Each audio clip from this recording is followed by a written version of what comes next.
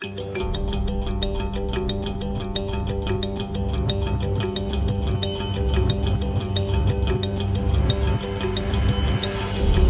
coming from London to LA, to Paris and to New York City.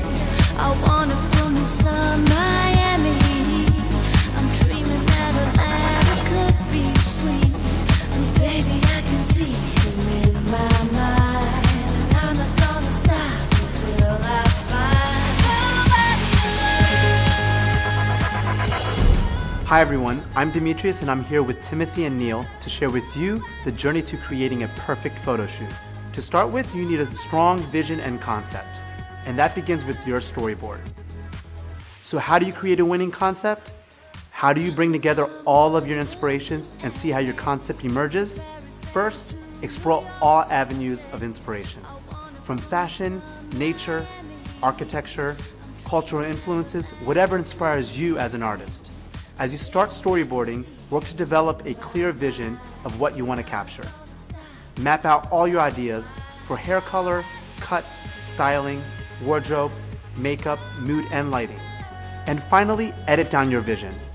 Constantly refine your storyboard until you come to the perfect representation of your vision.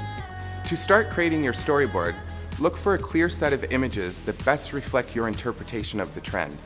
Remember, inspiration can come from anywhere. Before you begin, make sure to have a clear understanding of what the trend is that you are trying to interpret. Your storyboards should be a collage of images which best reflect or tell your story, for example, the hair, makeup, and clothing.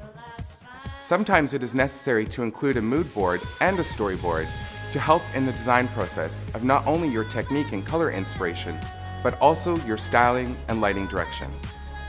Whenever I start my creative process, I always start with a storyboard. Here are some quick ideas to help you get started.